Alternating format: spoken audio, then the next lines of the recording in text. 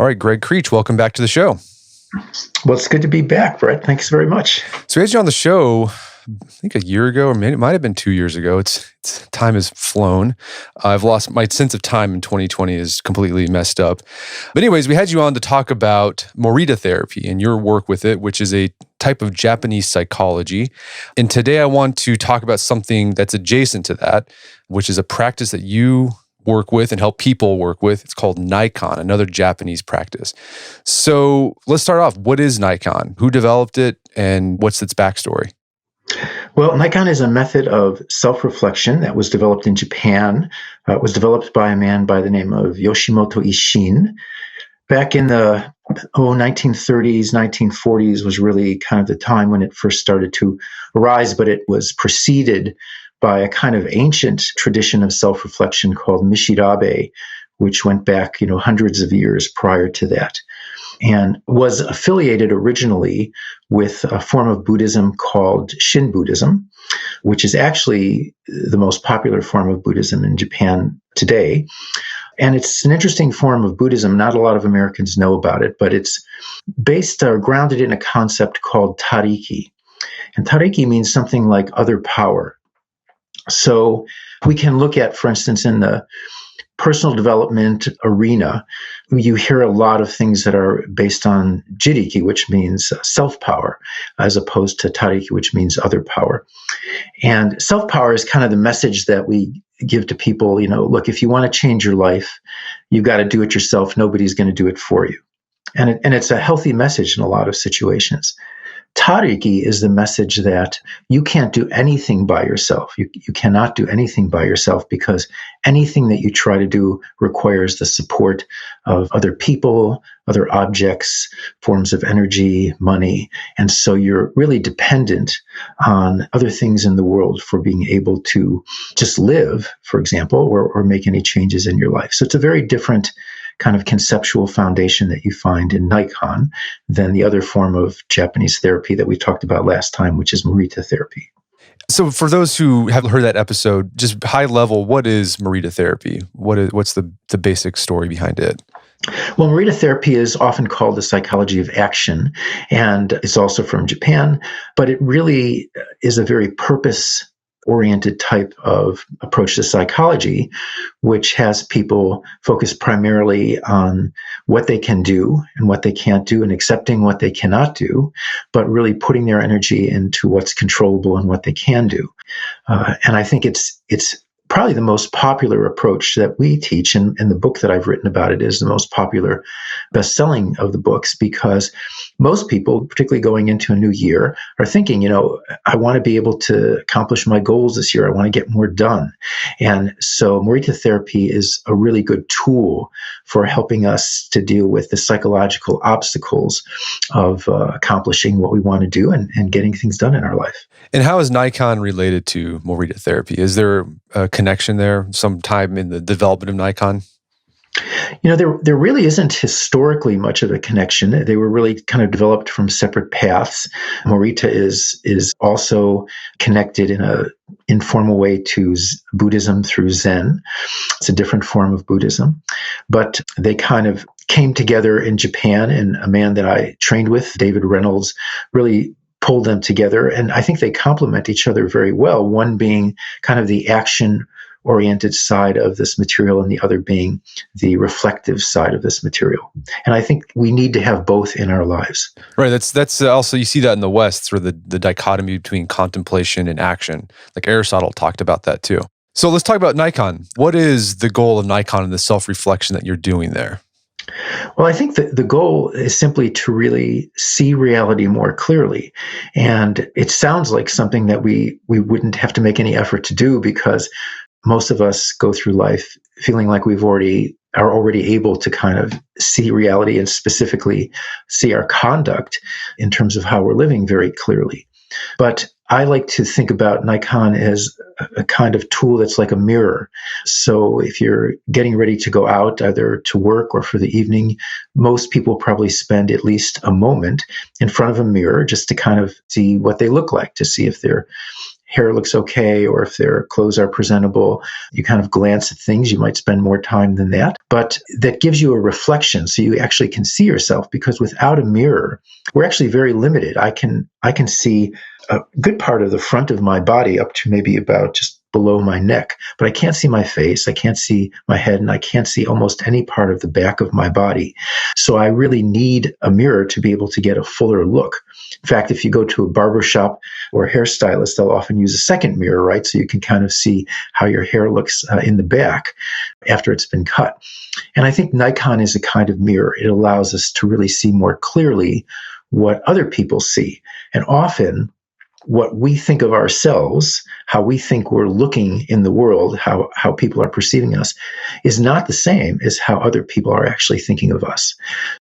So Naikan actually is a way of using this method of self-reflection, to kind of get a sense of what it's like for other people to actually have to deal with us, whether it's at work or members of our family or in a professional capacity.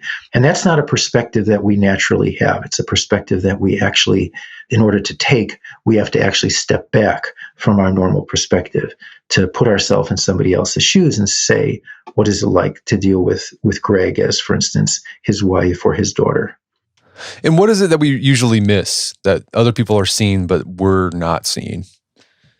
Well, it really varies from person to person, but I think one of the things that we miss is often how much other people are doing for us, because we're often not paying very much attention to that. And that has to do, when we talk a little bit about the reflective questions, we can discuss that further.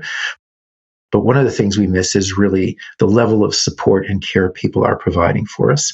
But another thing that we miss, and that's really very hard to get in touch with, is how what we're doing is causing trouble and difficulty to others, how we're inconveniencing others, how we're causing problems for others. That's often something that we overlook. We focus a lot on how other people cause us problems. And if we're driving to work on the highway, somebody kind of cuts us off and goes in front of us and almost causes an accident. And of course, our adrenaline gets peaked and we walk into the office and we tell everybody in the office, boy, I almost had an accident on the way to work because this jerk kind of cut right in front of me. But if we cut in front of somebody else, which we probably did accidentally at some point, we don't usually tell anybody about it. And we'll usually just dismiss it in our minds by saying, oh, I didn't see that car there. Right. And then we're kind of done with it. So one of the things that we can look at becoming more aware of is essentially how we're causing trouble and difficulties to others, which is a much more constructive type of information than looking at how other people are causing us trouble. And what's the end goal? So the whole goal of Naikan is get a better idea of what reality really looks like, how other people perceive us, not just what we see. And what happens once we do that? What's the end? Like, what is supposed to happen? Well, I think that I would say that one of the foundation or main goals of this process of self-reflection is really to shift from a complaint-based life to a life of genuine appreciation. So a complaint-based life is something that many of us are familiar with, probably because we've seen other people live that kind of way, and we know what it's like to be around somebody who's constantly complaining. But of course, there are times when we're that person and we're constantly complaining. And even when we don't complain out loud, we may be just going through a litany of complaints about what a terrible day this was. I'm so glad this day is over. Or in this case, what a terrible year this was, right? Can't wait to have this year end and get on to the next year. And I think as we reflect on our life and the world around us and the people around us, and we get a clearer sense of what's really going on that we're able to see, we're much more likely to develop a really genuine or authentic sense of appreciation for our life. So it's therapeutic. It sounds like what some people try to do with cognitive behavioral therapy. One of the issues that's trying to solve in the West is wrong thinking, or just thinking that doesn't see reality. And most times what you do is you only see the negative, and cognitive behavioral therapy uses logic to be like, well, no, things aren't as bad as you think they are. Sounds like Naikan, the self-reflection Naikan, that's another way to get at that problem. Yeah, I think that we're not actually trying in Naikan to change our thinking. We're actually trying to change our seeing, more specifically, trying to change where we're putting our attention. And there's a maxim that we've developed that says your experience of life is not based on your life, it's based on what you pay attention to. And so if you just think about being at the end of a day, or again, let's use the example since the timing is that we're approaching the new year, the end of the year. If what we're paying attention to most of the time is the infection counts and the virus statistics and the political turmoil and our personal troubles and difficulties, then our experience of life is really painted by that kind of information, the kind of things that we're attending to. But when we actually pay attention to the other parts of life, which is that in my case, that, I, for instance, have not gotten sick. I have a car that drives me around and that works fine. I have food in my refrigerator. My daughter graduated from college this year, even though there wasn't a ceremony. When we start looking at life in a more complete way, we're much more likely, I think, to develop a genuine sense of appreciation. Well, let's dig into the self-reflection Naikan. And it's simple. It's just 3 questions, but you can go deep with each of these questions. So the first one is, you when you do a Naikan self-reflection, you ask, what have I received from blank? So why begin with this question?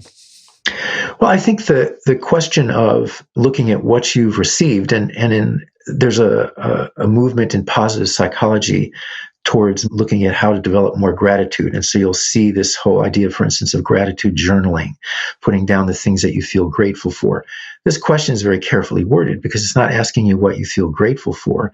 It's asking you to identify in a more factual way, what have you received? So if I just use that question right now, I'm receiving the use of this microphone that I'm speaking into, the use of the technology that you're using on your show to record our conversation. I'm receiving your attention and your invitation for me to be your guest on the show today. I'm also receiving electricity and Wi-Fi, nice quiet room to basically sit and talk to you in. I've got a window in the room, so there's some sunlight coming in. My eyesight is working pretty well. And I could go on with a list of what I'm receiving just right at this very moment. And the reality is that most of the time, for instance, as I go through the day, I'm not aware of most of those things. I'm not aware that, for instance, I'm receiving fresh air and oxygen that's infusing my lungs and allowing me to breathe properly. And so when we pause and we do this kind of reflection, we essentially expand our awareness of how the world is supporting us and caring for us. And there's a neuroscientist by the name of Rick Hansen, and he developed, I think, a great metaphor for why this question is important, because he talks about our natural tendency. In fact, he attributes it to the way our brain is actually wired together from a neuroscientific standpoint. And he talks about the natural tendency we have to really notice problems, challenges, threats, difficulties in our life. And that those things tend to stick with us in a way that he connects with the image of Velcro, the way a piece of Velcro sticks to the other side of it itself. But when things are going on, like we have fresh air to breathe, or we have a cup of coffee to drink, or we have hot water in the shower, or our car starts in the morning, we tend not to notice those things. And so that's more like Teflon. So we can think of this tendency that we have, which goes really into the way our brains are wired, as the difference between Velcro, of noticing troubles and problems in our life, and Teflon, which is the way that the things that are actually supporting and caring for us tend to just kind of get noticed incidentally and then kind of slide right back off to become invisible. So I want to reiterate, this isn't based on feelings. This is kind of like Morita therapy. With Morita, you're not really focused on your feelings, you're focused on action you can take. Same with Naikan. You're not thinking about what you feel grateful for. You're just thinking about factually, what are the things that I receive from different people or organizations, or even just the earth itself, the universe itself, on a daily basis. Yes, it's actually very objective, and it's one of the things that I think is a common denominator in Morita and Naikan is they're both what I would call reality-based therapies. In both cases, you're trying to see reality clearly, and the fact that I'm receiving oxygen to breathe right now is just simply an objective fact of my existence, and the fact that I have Wi-Fi that I'm using in order to have this conversation with you is just a fact of my existence, and so those facts remain whether I feel grateful for those things or I don't feel grateful for them. And so when you're reflecting on this question, how do you go about it? Do you just think about things in general that you received that day, or do you focus on a relationship, or do you focus on, what's the best way to go about this when you reflect upon this question? Because there's so many things, like you could spend hours thinking about all the things you receive on a daily basis. Yeah, which is actually a great thing to do every once in a while, particularly if you're feeling a lot of self-pity or depression, is to really spend a couple of hours and see how long of a list you can make. But there are different ways to use this question, and you can direct the question towards kind of the world as a whole, which is to some extent what I've been doing in the examples I'm giving, or you can direct it towards a specific person. And my wife, Linda, and I, who've been working together for 25 years or more, we use this as part of our morning routine, and the whole thing, this part of it takes probably about 5 or 6 minutes. And what we do is we sit down and we say, let's just reflect on each other for the previous day.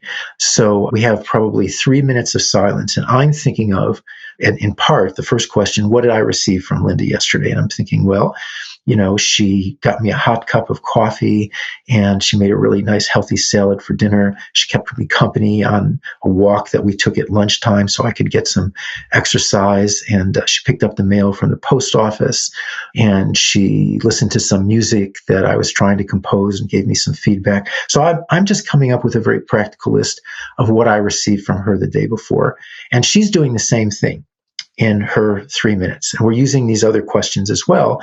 And then we actually just share that with each other for a couple of minutes. And we find that it's a really great way to start the day, that we look back at the previous 24 hours. And most importantly, we found that using this process keeps us connected to what the other person in the marriage is actually giving to us. And I would say, without exaggerating, that if it wasn't for this process over the past 25 years, I'm not sure we would still be married. This really has kept us from falling into the trap that I think is very easy in a relationship or a marriage, where you start getting focused on what the other person isn't doing that you really want them to do, or what they are doing that really aggravates you. And that's where your attention goes, and that's what your experience of the marriage starts to become. So this is kind of an antidote to that. And even by just taking a few minutes in the morning, we're able to kind of rekindle a sense of appreciation for one another. And you can do this with relationships that aren't intimate. You can do this with anonymous relationships or sort of transactional relationships, right? Like the example I came with. So we're in the pandemic. You order food from DoorDash from Payway, right? It magically arrives at your door. Well, there's like a lot of people involved that made that happen. There's the DoorDash driver. There's the people at Payway that cook the food. There's the systems that were developed, allowed you to order online, with a click of a thing on your screen with your smartphone. People who grew the food, picked the food. You can really just keep going back and back and back, and like seeing, boy, a lot of people made this pad thai possible. That's right. And I think what you just shared with us in terms of starting that list is just an example of taking a particular incident or event, right? Just receiving food being delivered from a restaurant, and you begin to see the endless routes of what it took for you to get that meal. And if we don't do that, then we can get pulled in the direction of the only thing that we notice is that the food isn't as hot as we wanted it. Right. And that becomes our experience. It's like, what's wrong with these DoorDash people? It took them so long to get here, and now the food's cold, and now I have to heat it up. And so again, you look at this idea of how do you make that shift from a complaint-based life to a life of, genuine sense of appreciation. And I think reflection and attention are kind of the two basic ingredients in that recipe. And when I've done this reflection, and I follow the instruction, like, don't think about things that you feel grateful for. I just try to focus on the objective, like things I received. Mhm. What I found was the natural result with that is I started to feel grateful. Yeah, it's just, I think that, and again, that may not always happen, and that's okay too, because that's not the goal in a sense. It's kind of like it's a benefit that just arises naturally. And so, ironically, we actually can get to the point where we realize that actually just feeling grateful is something that we can be grateful for because it's not something we're controlling, right? It's kind of happening to us.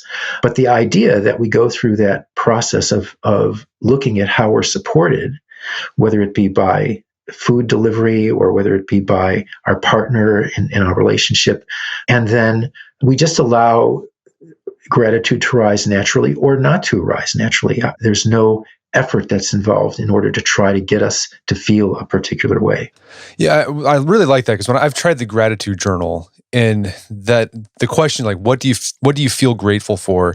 Like the first time you do it, it's like I can come up with a whole bunch of stuff, but then after a while, you're like, man, I don't feel like I can't feel anything anymore. It's not there anymore. But Mhm. when you just think about, okay, what have you received? Man, I can just every day, I can just keep listing stuff 365 days of the year. And I think that it's a great practice because, for instance, I'm wearing a Timex watch right now that was my dad's watch. He died about 6 years ago and passed this watch on to me, and I wear it almost every day. And anytime that I'm reflecting, I almost always remember to think about how many times a day I've looked to see what time it was, and I've looked at this watch I received from him. So in a way, this gift remains alive for me, and his kindness and my memory of him remain alive because I'm doing that kind of reflection and noticing it by just being able to say, yeah, I received the use of this watch, which allows me very easily to tell what time it is at any given moment in the day. And beyond just recognizing and sort of seeing reality for what it was by recognizing the things that you receive from different people throughout the day, should you go and tell people, like recognize, like go people publicly and say, hey, you did this for me. Thanks so much. Yeah, I mean, I think that's a great question. And I think, again, there's nothing in Naikan that suggests that once you see that somebody's done something for you or helped you or supported you, that you have to do something for them or say thank you.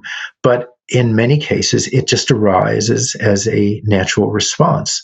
So if we compare it to the 12-step program, there's a whole process, for instance, of making amends. It's one of the steps that after you've done this inventory of yourself, and I mentioned the 12-step program because it's very consistent, even though it's a different process. It's very consistent with Naikan. And there's a number of people who have been involved in the 12-step program who have then also been working with Naikan and found the two to be very complementary.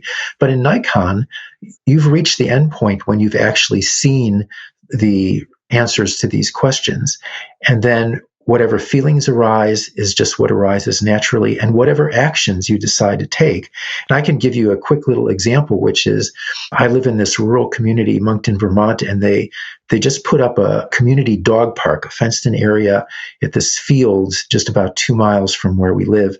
And I happen to be living with my daughter who just graduated from the university, who just got a puppy. And so the timing of this was great, and we take her over there and she can kind of run around in this huge fenced-in area. Other dogs come and they play. And so in recognizing that, in reflecting on how valuable that's been, I just decided to write a letter to I found out who was on the committee that got this dog park built, and just wrote a letter both congratulating and thanking them and offering to bake a loaf of bread for each member of the committee. And it's not because there's something in the process that says, oh, I should do something in return.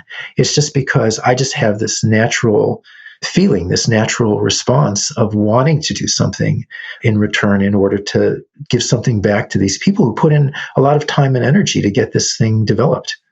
All right. So that first question, what have I received from? I mean, that if someone just did that question for their self-recollection today, like I think they'd get a lot out of it, but it doesn't stop there.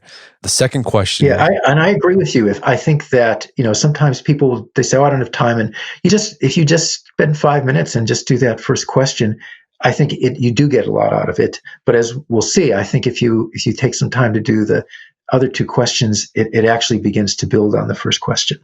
All right. So the second question is, what have I given to fill in the blank? So what's the purpose of this question? What are we trying to do? So this is just the reverse, right? We're just looking at we're just changing the direction. If we use your example of DoorDash, we're thinking, well, what did I give? So I paid for the meal that was given to me. There was a fee added. I gave a tip to the driver, maybe. So we're looking at what you gave in the situation.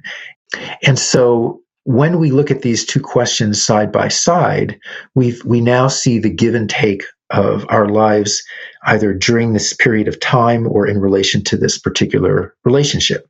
So if I was to do this, somewhat thoroughly, if I could, in relation to my wife for a 24-hour period for yesterday, and she was to do the same thing, I would basically see all the things I received from her, and I would identify what I had given to her.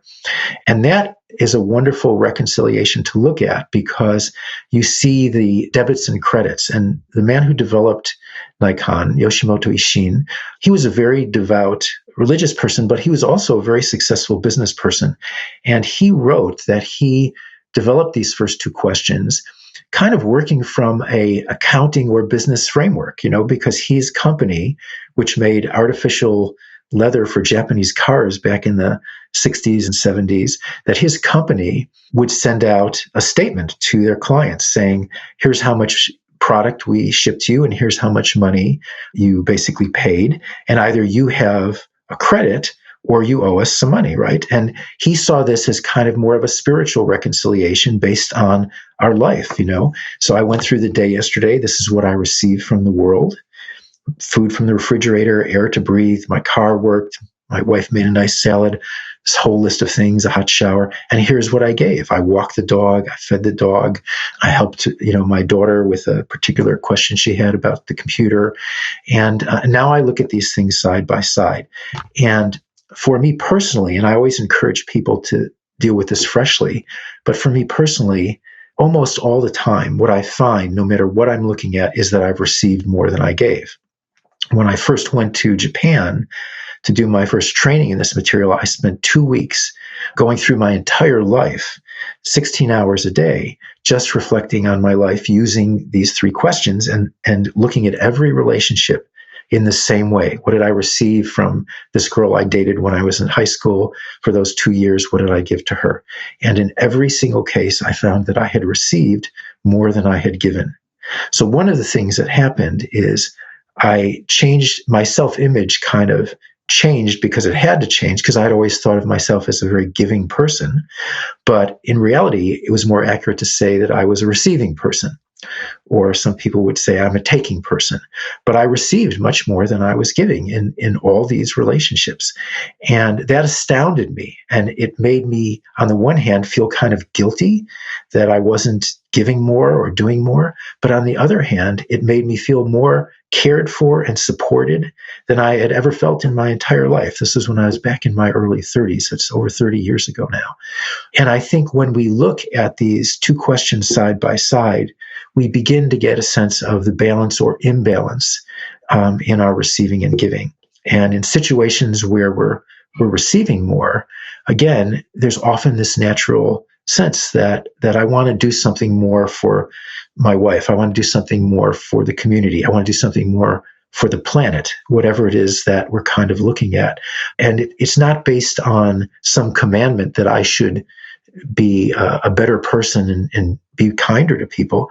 It's based on just a natural sense that arises in me that I want to do more for others because I feel like my life has been so blessed.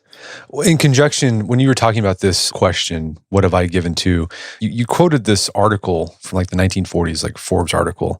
It's called Try Giving Yourself Away. And it's really, I've been thinking about it a lot since I read about it. Uh-huh. What's the big idea there, and how is it connected to this question of what have I given to? Well, it's an interesting article, by this man kind of going back into the 40s, where he just really tries to look for opportunities for how he can do things when he's out and about, how he can give things to other people, including just feedback or advice in situations where that's called for. And he tells a lot of stories in that book. And I think that one of the things for me that really has gotten me to see is that even in situations where I'm making a special effort, and I'll use the example of baking bread, even though I haven't done this for these people yet, but let's say tomorrow I bake a loaf of sourdough bread for one of the people on the dog park committee, and I deliver it over there. And I think, that was kind of a nice thing that I did. They made this dog park, but at least I did something in return. But here's this question of like, what did I receive in order to do that, right? So I'm trying to actually do something that's nice. I'm trying to respond to my natural sense that I want to do something to help repay these people for what they did that has benefited me. But in order to do that, I needed to get flour. I needed to have a baking board. I needed to have a good oven, and I needed to have water, good fresh water for the bread, and some salt, all those ingredients. I actually needed to have sourdough starter, which was, now that I think of it as we're talking, was a Christmas gift from my daughter from 2 years ago. I still have the same sourdough starter that I've kept up for the past 2 years in the refrigerator. So that went into the bread. And I begin to see that even in my efforts to try to give something or do something for others, to try to give myself away, I'm dependent on all of these other people and things and forms of energy just to be able to do that. So I'm very humbled by that process. It really makes me feel very humbled to think about that even in a situation where I'm doing something that seems kind and giving, I have to receive so much to be able to do that. Yeah, it really shows the interdependence of relationships. Yeah, and I think that interdependence, that principle, which is very easy to comprehend intellectually and exists, I think, in virtually every spiritual tradition in the world. But when you actually do this kind of reflection, you start learning about how that's working in a very mechanical way and a very practical way in your day-to-day life. And it's a very different thing, I think, to experience it practically than it is to just consider it to be like, oh, this is a beautiful spiritual principle. All right. So reflecting upon what have I received from, and also in conjunction with what have I given to, there's no, end game with this. Like with Naikan therapy, there's no like goal that you're supposed to do something. But one of the natural results is that you're maybe going to want to do more. You maybe want to serve more, or maybe just be more helpful, more useful to people. And I love in the book, you give different suggestions on how you can do that. It doesn't have to be big. An email of encouragement, a text of encouragement, picking up litter. I mean, really small things, that serves its purpose. Sometimes I'll get an email, and you probably have had this experience. You get an email or even a short message just saying, I really love what you're doing, or I loved your show, or I loved your book, and goes into a little bit of detail. And it makes your day to get that kind of feedback. And you think about, what was the cost of that to the person who wrote it? About maybe 2 minutes or 3 minutes of their time and pressing the send button on their phone or computer. So, we're capable of actually spreading a lot of joy and happiness and gratitude in the world with, in many cases, a very small investment of our energy. Okay. So we talked about what have I received from? What have I given to? Let's talk about this third question, which is what troubles and difficulties did I cause blank? So what are we doing with this question? Well, this is the hardest question, and this is the question that people question most often because it's not a question that makes us usually feel good. And I often tell people that the process of doing this kind of reflection is not a process that's designed to make us feel good. It's a process that's designed to help us see the reality of our lives. And so we're looking at this question, how did I cause inconvenience, problems, troubles to my wife, to my daughter, to just other people that I've been around for a certain period, for the past day or the past month? And it's a difficult question to look at. But the best example of why I think this is effective is I can go back to studies that they did in Japan in the 1960s, where they used Naikan in the prison system over a period of years. And they did research, and they had people who were in prison who were convicted of crimes, in some cases serious crimes. They had people spend 1 week, just like you would in a retreat, doing Naikan on their lives and going through their lives with all three of these questions, including, what trouble and difficulty did I cause? And you can imagine somebody, particularly if they're a career or a lifelong criminal, what it would be like for them to actually just sit and do nothing but think about all of the people who suffered as a result of the crimes and the criminal activities that they had involved in their life. And what they found is they then looked at the recidivism rate, and they found that in every prison that was doing this, the number of people after they left prison that were rearrested was dramatically lower than with the people who hadn't gone through this process of Naikan reflection. So again, it wasn't like it was attached to any moral commandment that says when you get out of prison, we want you to be a good citizen. But this process itself just influenced people to essentially make changes, significant changes in their lifestyle once they had really seen the difficulty and suffering that they've caused. And the same kind of research exists with people in Japan who are alcoholics in terms of looking at how their drinking caused suffering and difficulty to other people. So if we're willing to be honest and open to how we're causing problems and difficulties, and it doesn't have to be the kind of things that you would see if you were in the Japanese mafia. It could just simply be, I left my dirty dishes in the sink and my wife, ended up washing them, or I left my socks on the floor in the bedroom, or I was, a half an hour late for a lunch appointment and the person had to wait for me. But when we see those things, we begin to put ourselves in another person's shoes. What is it like for someone to be my colleague and have to work with me? What is it like for my wife to actually have to deal with me as her husband, or for my daughter to have to deal with me as her father? And some of the most, I would say, profound and emotional reflections I've had have really been doing this third question and looking at people I was very close to, my family and close friends for years, and seeing essentially some of the really selfish things that I had done to cause trouble and difficulty to those people. But I would argue that that's incredibly important, because whether you see it or not, it's part of a page of the book of your life that's already been written.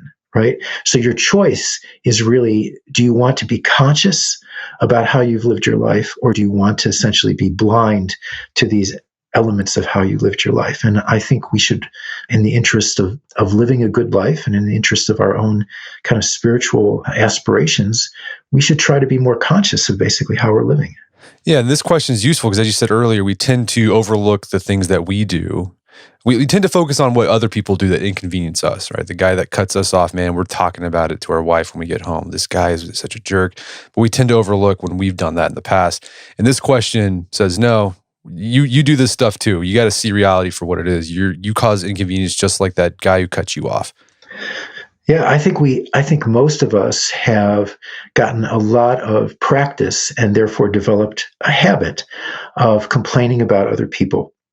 And in some cases, it's this, whenever I think about it this way, I'm always kind of surprised, but it's almost more natural when you get together, whether it's just with your partner or your roommate or a group of friends for dinner, it's almost more natural to complain about all the problems in your life than it is to talk about all the things that are going well, or all the ways in which life is actually helping or supporting you. And so people often find that if you work in an office setting with other people, that complaining is actually the norm in that social experience. And if you were to go into the office and say, well, let me tell you what happened to me on the way to work this morning. First of all, my car started like the first time. It's just amazing. I turned the key, it started right up. And I looked at the gas gauge and it was full, and apparently my husband must have filled it up with gas yesterday. And then I'm driving down the road and traffic is backed up, and there's this truck painting these yellow lines, on the road so that you know which lane you're in, so that people don't crash into each other. Isn't that fortunate that somebody's out there doing that? And if you said that, people would look at you like you're nuts.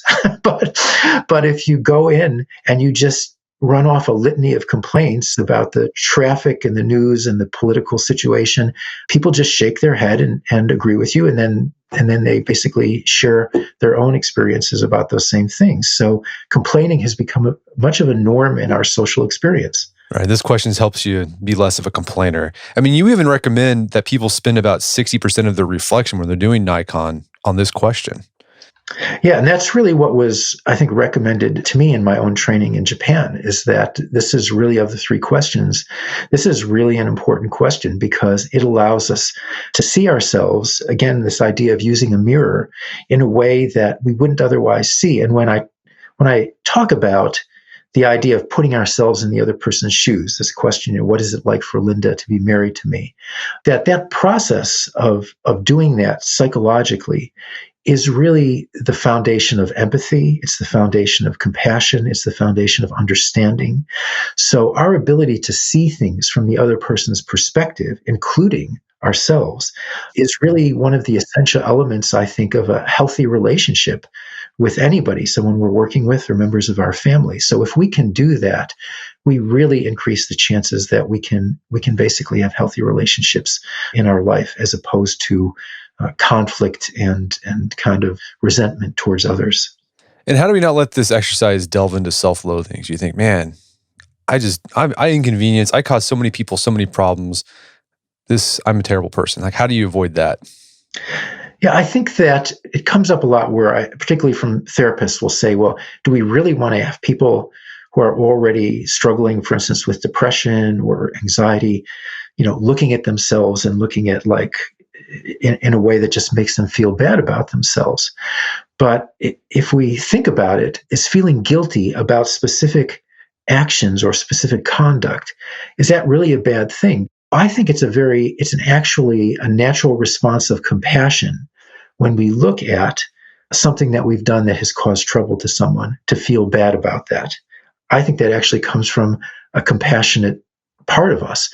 And I think to do something that has caused suffering and not feel bad about it is to some extent pathological. It's not really healthy. So the key thing is, kind of in your question, is we don't want to get caught up in that kind of self-loathing. What we want to do is use it as information, as feedback from reality for maybe how we can change our lives or make some changes in how we're treating other people or in the way that we're living. And also, it's very humbling. I think that people who are successful, people who have written best-selling books and have successful businesses and are CEOs, it's very hard for people who have any success in their life not to begin to feel a little bit arrogant or self-righteous or kind of above others. And I think for people who are successful, looking at how they've caused trouble and difficulty and problems to others on that path to success is actually very humbling and probably very good in terms of helping them to stay away from going in the other direction, which is to get caught up in a sense of self-righteousness and arrogance, right? It's the opposite of what you had mentioned originally, which is getting caught in a state of looking at other people and thinking, why can't that person just get their act together? Why are they messing up their lives like that? So I think being humbled for many of us is actually a very healthy experience. So the three questions again: what have I given to? What have I received from? And what troubles and difficulties did I cause? Fill in the blank. Can you imagine you just do this on a daily basis? You can do this morning before you head out the door or at night before you go to sleep? Yes, I think that, I mentioned just taking, again, 6 or 7 minutes with my wife, Linda, in the morning where we do this is just kind of part of our morning routine. I think you can dedicate blocks of time to this in the same way that you dedicate time to getting physical exercise by going running or going to the gym or working out in some way. I think we have to dedicate time to self-reflection. If we don't do that, it's very hard to have, I think, any balance in our life. Most people are very active. And we're busy people. Most of us are busy. You ask people, how are you? And they say, oh, I'm so busy. And we go from one thing to another, and we get to a point in our day where we say, okay, that's it, I'm done. And then we shift from action to some kind of passivity, which could be looking at Facebook, watching a movie, watching a sitcom, surfing the internet, passive activities. And so we have action and we have passiveness or passivity, but what's often missing from our life is reflectivity, which is what we're really discussing today, and actually building time into your day, even if it's just for a few minutes before bed, first thing in the morning to just be reflecting on your life using this kind of method or even other methods that may lead you to the same type of contemplative approach to your life. All right, so you can do Naikan daily. It doesn't take very long. But you also in the book talk about you can set aside periods, like special days where you just do Naikan reflections, make it sort of a ritual.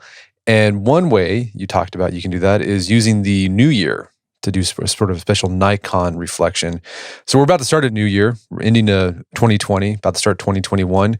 How can folks modify Naikan so they can reflect on the year that's passed and the one that's about to come? Well, it's a perfect time to actually be doing this at the end of the year and going into a new year. And I encourage people to spend even a minimal amount of time doing some type of reflection on the year before you get into setting your goals or making resolutions.